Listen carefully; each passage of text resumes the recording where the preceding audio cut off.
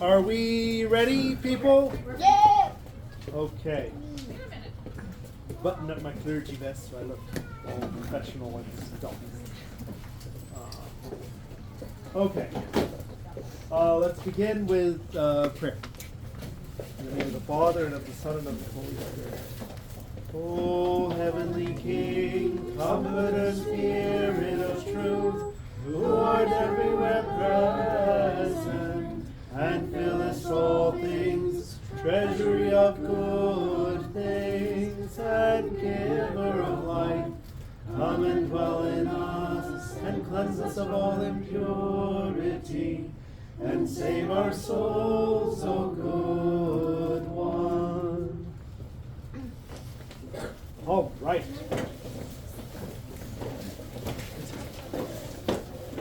All right. So we have seen so far how Jacob's grasping for what wasn't his lying, his deceitfulness, this had all ended up making his family a bit of a mess, to put it mildly. And yet God was faithful because of the promises that he had made to Abraham and to Isaac. And he had blessed, because of those promises, he had blessed Jacob. As messed up as Jacob and his family were, God had kept him safe when Uncle Laban was ready to maybe even kill Jacob for running away with what Laban thought of as his flocks, his wealth, his grandkids, and his daughters, right? Jacob, with God's intervention, had gotten through that dangerous time, and he and Laban and their families had made peace and even worshiped God Most High together. And that evening, as Jacob turned from waving goodbye to Uncle Laban, he saw next to his family's camp another camp, a heavenly camp. And angels came out of that camp to go and greet Jacob. Jacob called that place Mahanaim, meaning two camps, because he had seen with his own eyes that God was protecting him and blessing him. This was very good, because if the encounter with Uncle Laban had the potential to go badly, what Jacob knew was coming next had the potential to go much worse. You see, leaving Uncle Laban in Syria meant that Jacob was returning to Canaan, where his family lived. He was going to see his mother and father again. How he missed them. And his brother Esau. Remember, the whole reason Jacob had fled to Uncle Laban was because after he had stolen the blessing that belonged to the firstborn, Esau had sworn to kill him. Now, while living with Uncle Laban, Jacob had grown incredibly wealthy, having many flocks and herds, with many sons and many, many servants. But Jacob had to imagine that Esau had done at least as well, because he didn't have to deal with a no-good, tricksy Uncle Laban. And Esau had always been more rough and tumble than Jacob. And so he probably didn't just have wealth, he probably had power. Jacob had even heard that Esau had become something of a warlord in the land of Seir. This was a part of Canaan that is in modern-day Jordan, with his own private army. Yeah. And here he was, tricksy but weak Jacob, going back to his family's land where his brother, the warlord, had sworn to kill him.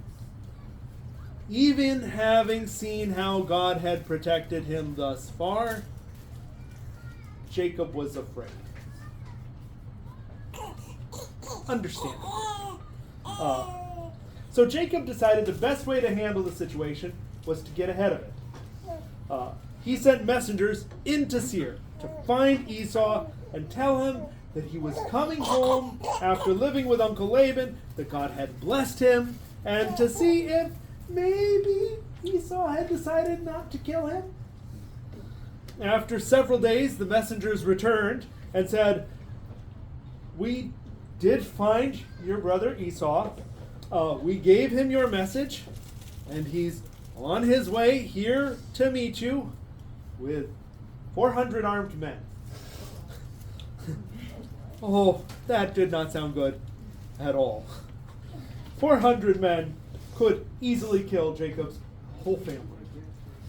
He was terrified.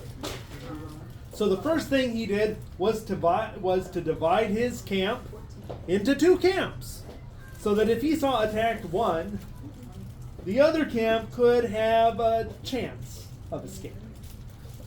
Then he did what he should have done first. He prayed.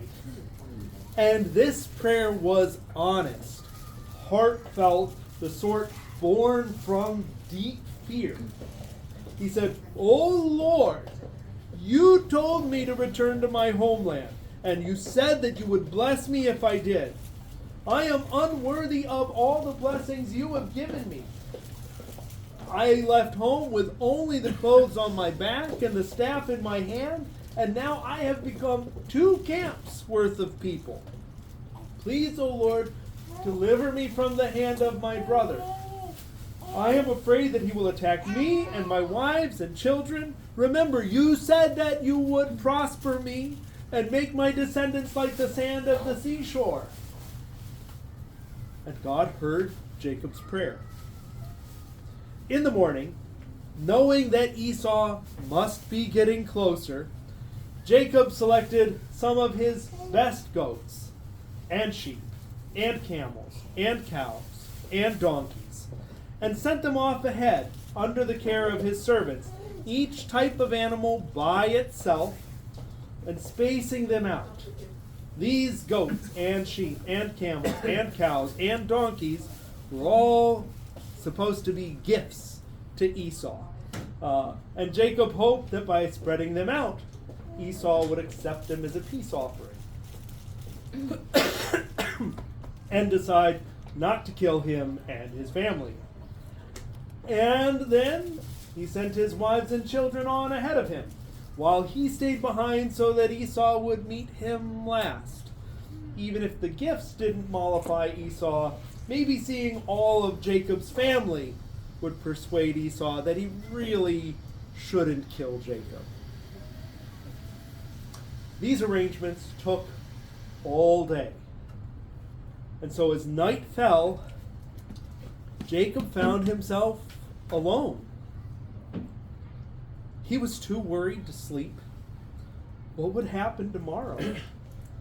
And then, in the middle of the night, a man came up to him, evidently out of nowhere, and challenged him to a fight. Jacob and the man wrestled all night, no one being able to get the better of the other. And then, as the barest hint of dawn crept across the horizon, the man did, well, something. He somehow touched the socket of Jacob's thigh in a way that dislocated the thigh. Just popped it out. Oh, that hurt. If Jacob had been just about any other person, the fight would have been over and Jacob would have lost. But Jacob wasn't any other person. He was Jacob, the grasper.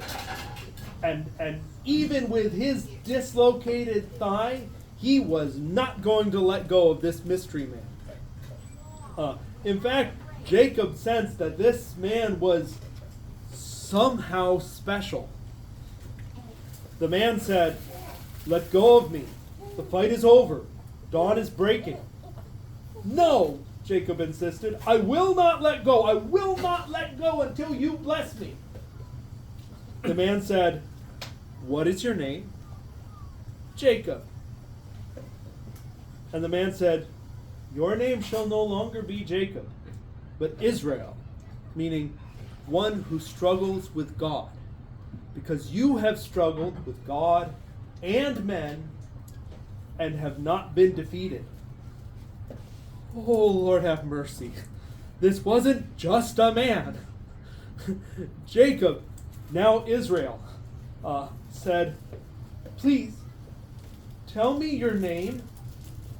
And the man, who was God, said, why do you ask my name? And then he was gone. Oh, Lord have mercy indeed. Jacob was astounded. He named that place Peniel, meaning the face of God, because he said, I have seen God face to face, and yet my life was preserved. But now the sun truly was rising. It was time to get on with the day and do what must be done. Wait, what was this? Oh, his thigh was still dislocated. He did his best to get it back into place, but from that day forward, Jacob would walk with a limp. And even so, he had to do what he had to do. It was time to meet his brother. Now, he hadn't been traveling much longer. In fact, he had just caught up with his wives and children. They were moving slower because kids, right? When he looked up, and there on the horizon was the dust cloud that indicated Esau with his 400 men were approaching. Again, Jacob split up his family. First he sent forward Leah and her children, along with the maidservants and their children. Then he sent his beloved Rachel and her son Joseph. And then he himself went forward. Esau had come to a halt when he encountered the women and children, and he looked over at his brother Jacob. Jacob prostrated himself 7 times before Esau as he approached. And then Esau, the warlord of Seir, got down off of his war camel, strode over toward Jacob. What would happen? Brother, Esau said, who are all these people to you? These are the children that God has graciously given your servant, Jacob replied. And the maidservants with their children came forward and bowed to Esau. Then Leah and her children came and bowed to Esau. Then Rachel and Joseph came and bowed to Esau. And this fierce man, their long-lost brother-in-law, their long-lost uncle, he gave them a look that was hard to interpret. There was maybe just a little bit of a twinkle going on there. And what was the point of all of the goats and sheep and camels and cows and donkeys that just kept coming across my path all yesterday? Esau asked. Well, those were a gift from my Lord, so that you would think kindly of me, Jacob replied. Esau said with a chuckle, Brother, I have no need of your flocks and herds. I have more than enough of my own. You keep those for yourself. Jacob answered, Brother, seeing your face is like seeing the face of God, and to see that face smiling at me is a blessing beyond words. Please take my gifts, because God has dealt graciously with me, and I also have more than enough. Seeing that Jacob would not take no for an answer, Esau relented and accepted the gift. And so Esau and Jacob were reconciled. You see, while Jacob had been with Uncle Laban in Syria, God had been working in Esau back home in Canaan. God had opened Esau's eyes so that he understood the blessing of toughness that Isaac had given him. God had softened Esau's heart so that he could forgive Jacob. Even though Jacob had obtained the blessing that was supposed to go to Esau, the promise that had been given to Abraham, Esau would also be blessed. and many of his descendants would be faithful to God as well. In fact, you may have heard of one, Saint Job, the long-suffering. For now, the two brothers went their separate ways. Esau back to Seir, and Jacob back further into Canaan. Now, Jacob's time in Canaan after this wasn't all wonderful and happiness. In fact, much of it was quite tragic, even bad, though we don't really have time to talk about it. For some years, he lived in Shechem, and the Canaanites of Shechem treated Jacob's daughter Dinah very badly. This led to his sons Simeon and Levi slaughtering all of the men of the city of Shechem. Jacob and his family then had to move, right? And God told him to go to Bethel, where he had first seen God in a dream. Jacob and his family did so, and in preparation got rid of any idols they still might have been keeping. Remember how Rachel had stolen Uncle Laban's family idols? Yeah. At Bethel, Jacob built an altar to God Most High and worshipped him. And God again appeared to Jacob, again telling him that his name was now Israel, and again declaring to Jacob, now Israel, that he would become a nation, the father of kings, and that his descendants would receive the land promised to Abraham and Isaac. After they left Bethel, they journeyed toward where Isaac and Rebekah still lived. Now, Jacob's beloved Rachel had again gotten pregnant, and as they neared Bethlehem, it came time for her to give birth to a son, her second son. How did they know it was a boy? This is coming out. Yes. Yes. But the birth did not go well. And as Rachel held her newborn son, she knew she was dying. She, remembering how she had named Joseph, "May God grant me another son," and weeping at how she had behaved with Leah when they were both in Syria, she named this little baby boy Ben-Oni, the son of my sorrow. And then she died. Jacob, in tears, refused to give the boy that name, and instead called him Benjamin, son of the right hand. And there, on the road to Bethlehem, he buried his beloved Rachel and marked that place with a pillar.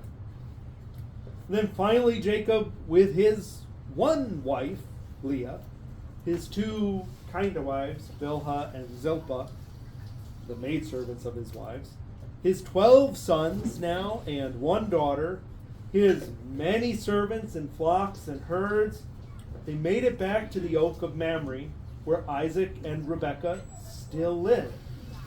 Isaac never had the chance to meet Rachel, but he did get to see Jacob's 12 sons, and to see the beginnings of how God would keep the promise that had been made to him.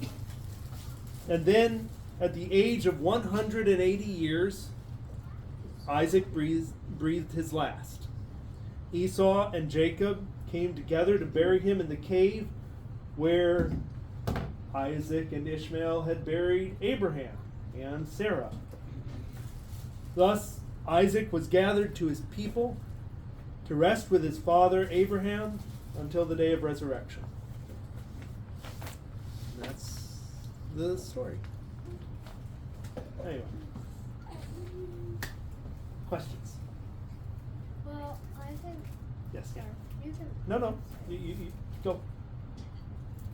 Well, I think it's kind of funny how Jacob put everybody else ahead of himself. Yeah. And then he also put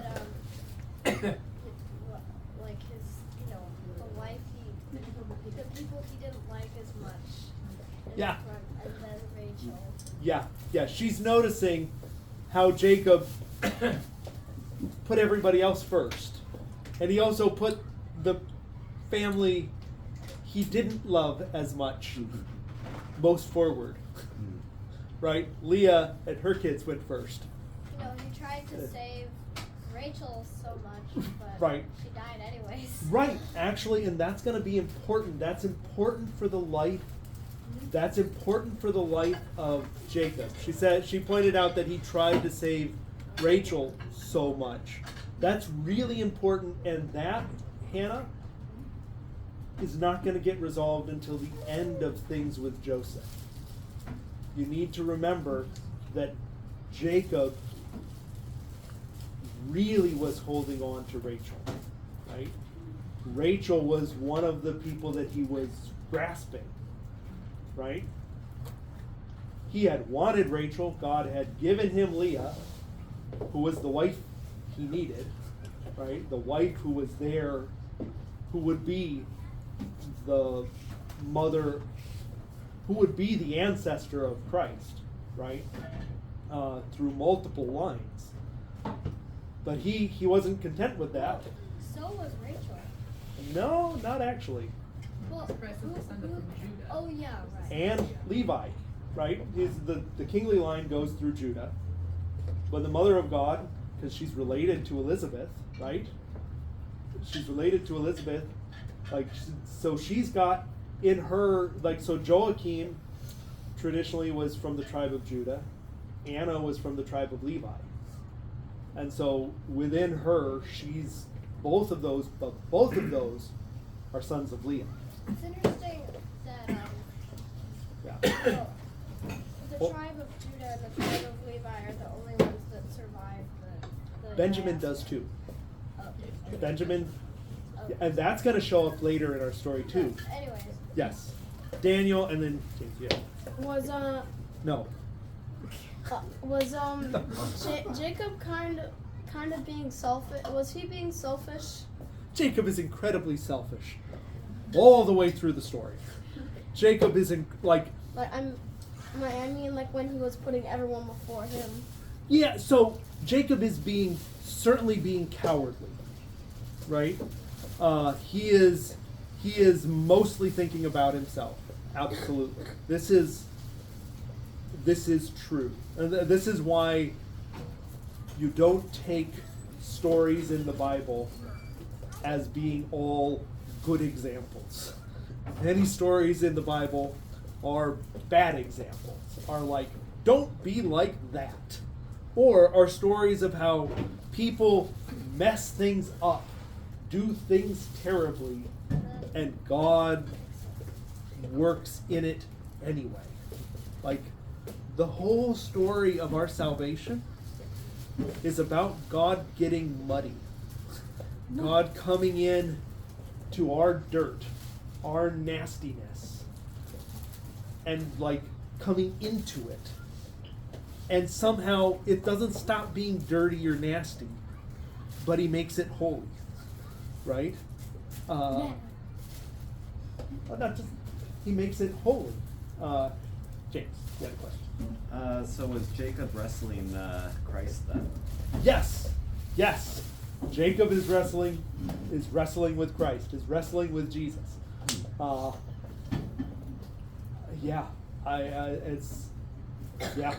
Yes. Daniel. Oh, yeah.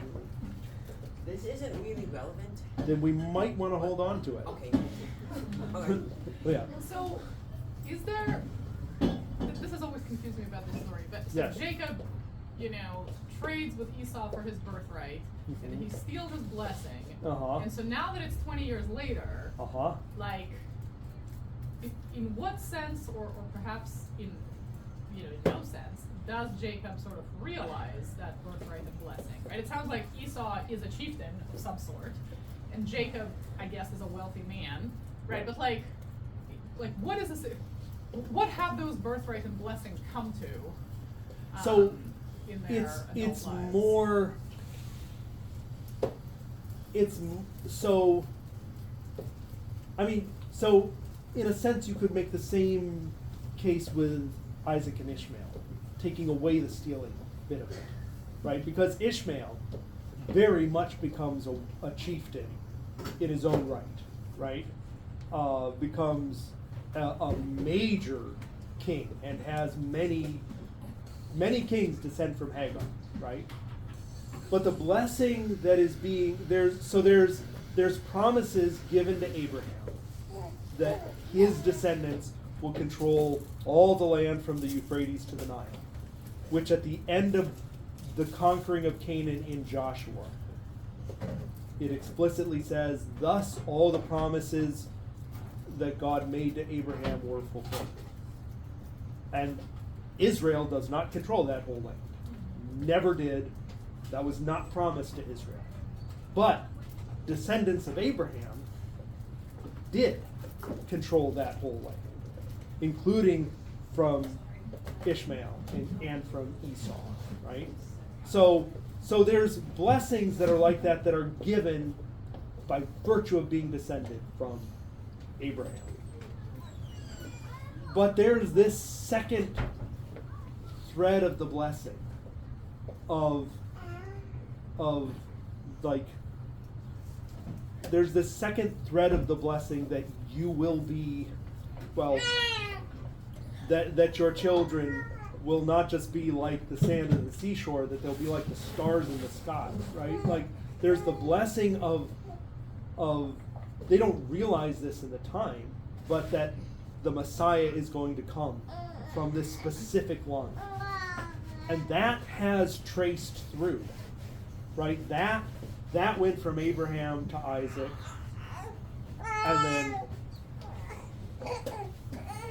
and then went from Isaac to Jacob. And so that special blessing is tracing through. That special blessing is there.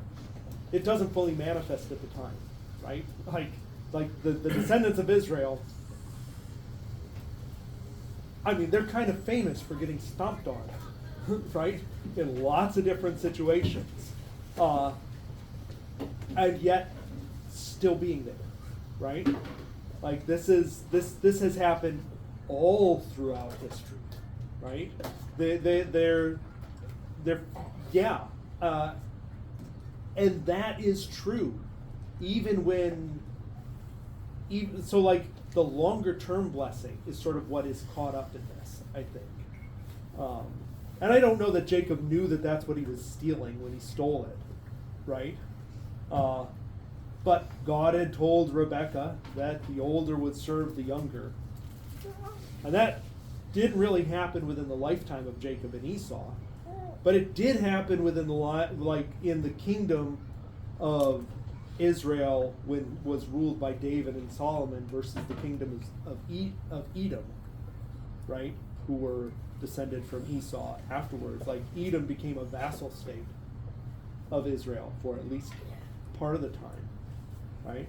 And I don't know that Jordanians have any sense nowadays of being descended from Esau, right? This is one of the things, like, right, even the Jordanians don't have a sense of being descended from Esau. Arabs in general have a sense of being connected with Ishmael, right? But the strong sense of connection to Jacob, right? Like, that's still very much there, right? Even to this present day, right? So, I don't know. I don't want to... Does that make sense? That's sort of... Yeah. Is there... I want to point out one of the really important things that I think we've talked about earlier is that God gives Jacob this new name. And it isn't a change of character, right? It isn't exactly that Jacob becomes a new person, but he gets reoriented from being the supplanter, from being the grabber, from being the one, I'm going to take what I want. That same characteristic of I'm going to grab this and hold on to it and you're never going to let me go, and I'm never going to let go, gets translated into his new name. He's Israel, the one that struggles with God, right? Because he has struggled with God and man and prevailed. Like, he wasn't thrown off in that struggle. And that then becomes the name of the people of God, right? The people of God. We are not Muslims. We are not those who submit to God.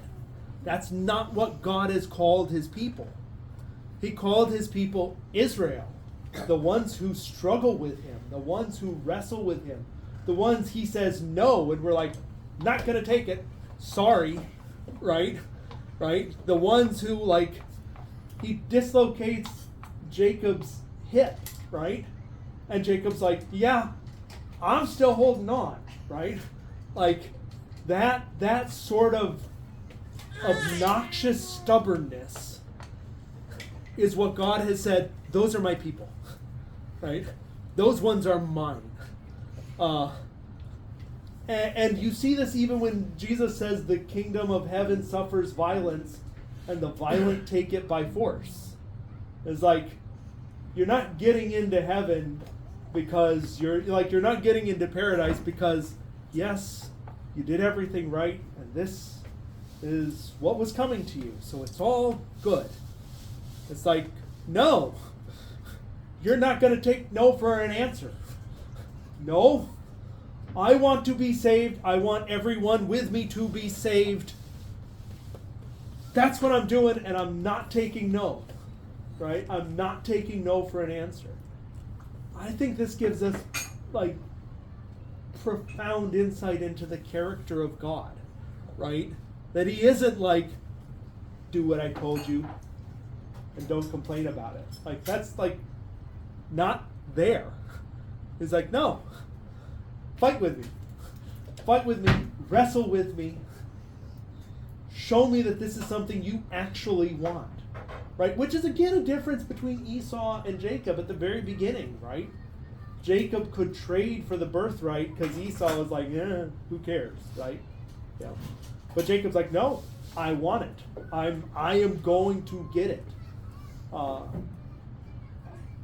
God wants us to treat him like that, right? You think of all of the parables that Jesus tells, right? The kingdom of heaven is like an unjust judge, right? It's like who would not give a woman justice. No, and so she complained and complained and complained.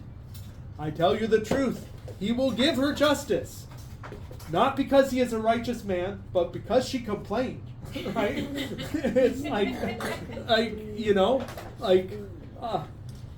those sorts of stories show up all over. And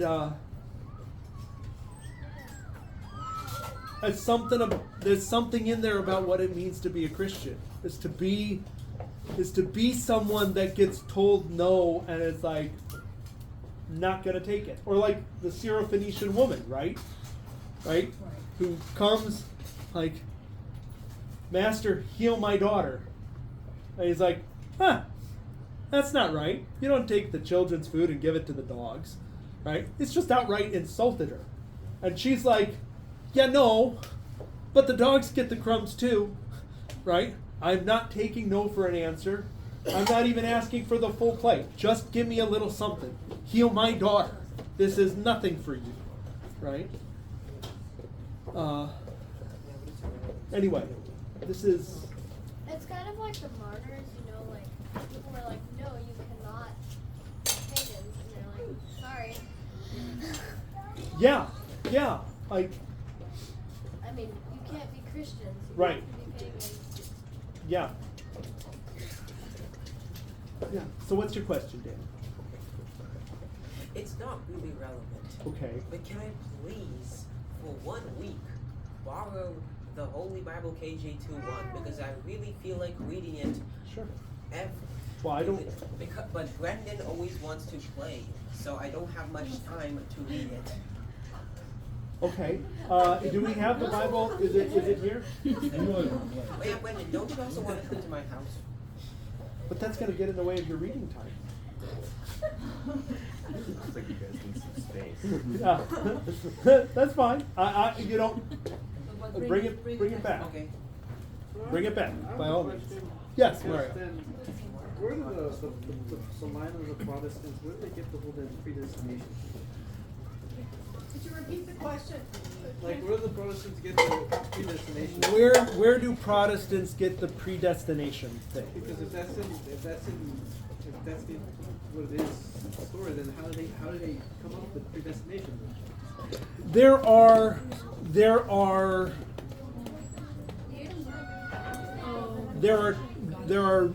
verses in Paul where Paul talks about how God knows everything. He knows the people that will he knows the people that will serve him. He knows the people that will love him, that will not let go. And then it says, those whom he foreknew, he also predestined, right? Like he sets things in motion to allow them to achieve the thing that they are going to pursue, right? So Protestants then take that as being like, man, it's just passive in the whole thing. And not all Protestants, a certain stretch, right?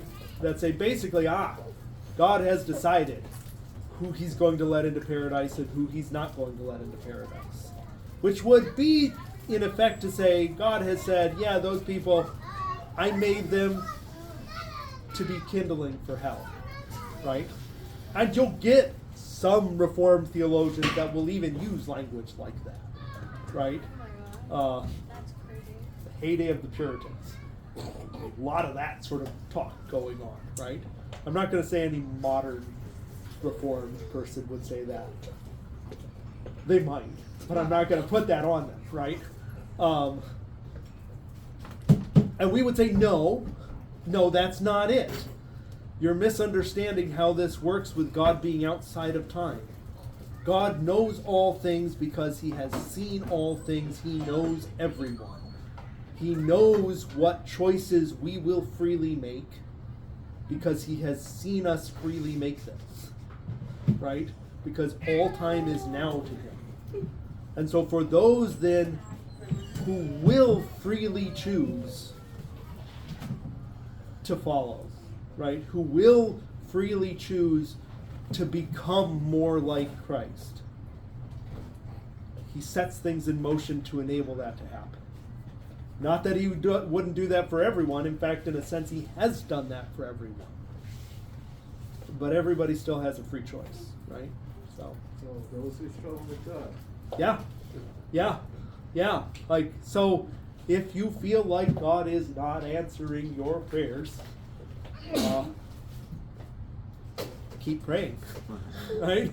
Don't take no for an answer. That's not the way God works. And again, we are not Muslims. We're not supposed to be. Muslims relate to God.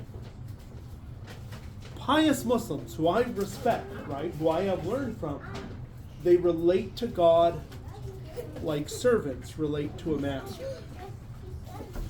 Christians are to relate to God like kids, like children, right? Who on the one hand learn to be obedient, and on the other hand also go through their teenage years and are like, no, I'm not going to do what you tell me. And God's like, I love you still, right? And the parents are like, I still love you, right? Like, it's important that we are children of God in that with all of the negatives and positives that come with that, right? So, anyway, whatever. Any last questions, or shall we wrap it up? Okay, let's close with a prayer to the Mother of God. It is truly meet to bless thee, the Theotokos, the ever-blessed and all-immaculate and Mother of our God, more honorable than the cherubim, and beyond compare more glorious than the seraphim, who without corruption gave his birth to God the Word, the very Theotokos, thee do we magnify. Through the prayers of our Holy Fathers, Lord Jesus Christ our God, have mercy on us and save us. Amen.